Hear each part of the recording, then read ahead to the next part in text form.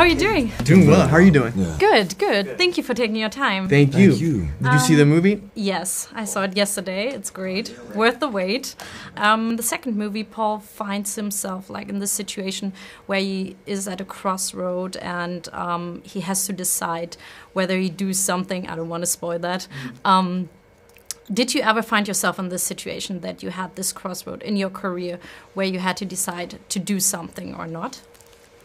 Not as intense a crossroads, but I'm curious what Austin says. But inevitably, when you start working, and for me, it was booking a role in a TV show while I booked a role in a smaller film at the time, and having to figure out what you wanted to work on, what you desired to do more. But nothing as epic as what Paul Atreides goes through. Yeah. Okay. No. How about you? I think the same. So you had to choose between those two projects, basically. Yeah. That's always, yeah. I mean, that's always a challenge when there's two things that you really want to do, and you know that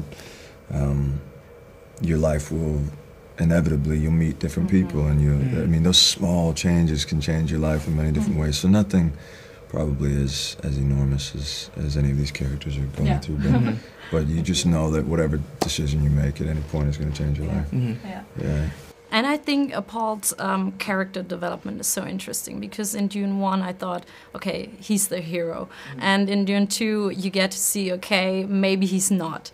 So I'm curious, on this scale, hero, anti-hero, where do you see this character? I don't know. I know how Frank Herbert saw it because he said when the book originally came out, the author, that he felt that Paul was seen as a hero and he didn't write it to be read as that, but it was more complicated, as you just put it. Yeah. So I don't know, because I wouldn't want to label it with a personal judgment. I feel he's putting one foot in front of the other, just like everyone else. The only difference is he's seeing thousands of different realities and possible paths, some of which conflict.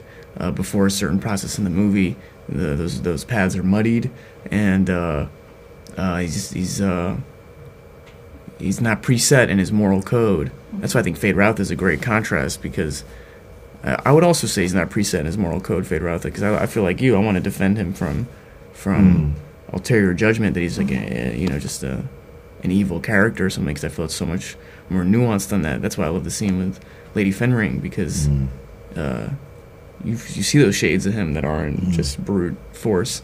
So I think they're both in some ways just putting one foot in front of the other, let's say. Yeah. And speaking of this role, I feel like when actors are doing this dark roles, the public perception is that actors have to do really mentally challenge themselves, maybe go to a dark place even. What was your experience with this?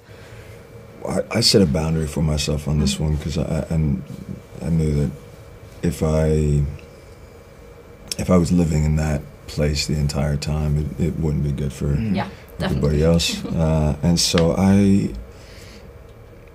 there are definitely the moments where you're daydreaming and getting lost in your imagination, in preparation to figure out the memories that Feyd would have and the childhood that he would have and that sort of thing. And so there's darkness involved there. But then once I set the boundary, then it allowed me to go deeper in the moments while we were filming, because I knew the protection that I had put in for everybody else outside of that. Definitely. And now sitting next to each other, what's the most fascinating thing you learned about the other person?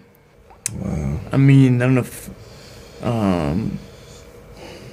fascinating, but more inspiring. But just Austin's commitment to his work. I've said it before, but I loved it. I feel like we got so lucky with this group of sort of the Florence and Zendaya and Austin. I just feel like these are young contemporaries that take their work so seriously. I mean it, where they're so angled the right way, and it gets increasingly challenging to do that, I think, because the reward system in society, not to get on a huge tangent, long story short, it's so good to be around people that care about the right things. Yeah, I feel the same way. Yeah. I mean, I've been a big fan of Timothe's work before ever knowing him, and I'd heard so many great things about him from mutual friends or colleagues, and and he exceeded my expectations in every way. You know, he's just the warmth that he had when we first met, and then the commitment and the no ego whatsoever, no sense of